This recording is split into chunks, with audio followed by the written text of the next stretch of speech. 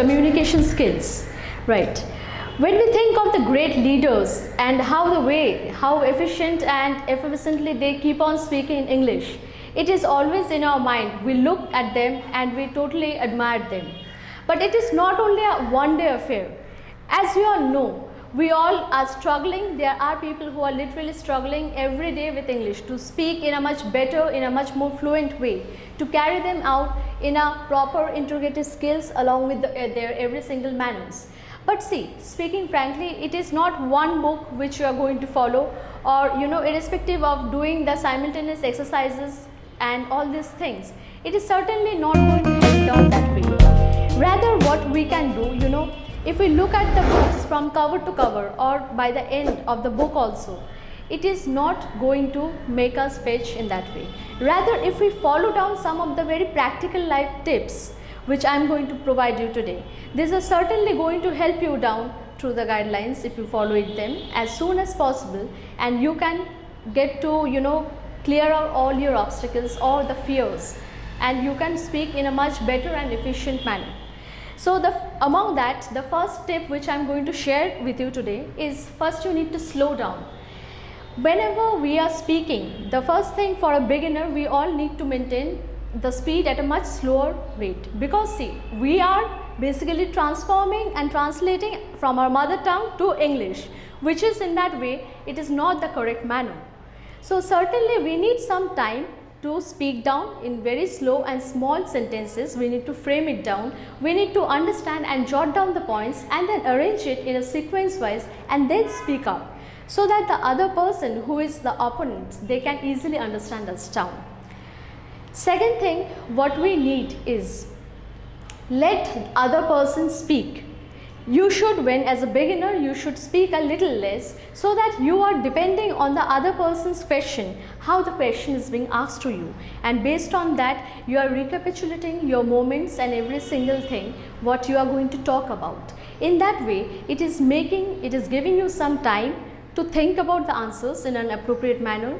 Secondly, it is buying some time for you, and thirdly, when you are giving back the answer, you can give it in a much more refined way.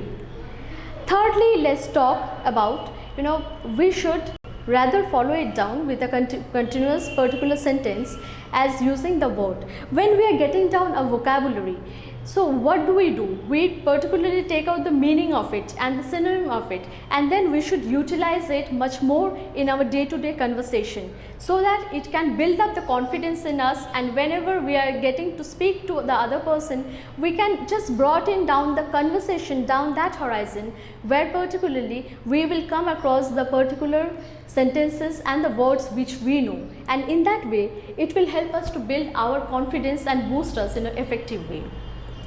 Next thing what we need to do is ask questions. See, when you are asking questions, the best thing is that you are actually letting a conversation go on. It is not, no one can ever understand that you are not confident about the situation. It is mostly a trick for the beginners, and as a result, what is happening, you are asking down the question and they are thinking upon the answers, and by that time, once again, when you are getting the revert back, you can be back with the other kind of questions like, what do you do, or where are you coming from, or how do you do. This kind of open-ended questions are giving much more time for you to think. Next thing I would suggest is always keep a proper tonation with your body language. That is very important, because you see, in the body language it speaks. And the most important thing what we find is the eye contact. When you are speaking with a person, we should always maintain on the eye contact, because that helps us to give us confidence, and also it helps us to understand what the opponent person can also ask you. So in that matter, you can just make a proper mind map, and it helps us to speak in a much more dignified way, and also to boost up the competency and also the confidence. We need to work very much and effectively on the body language.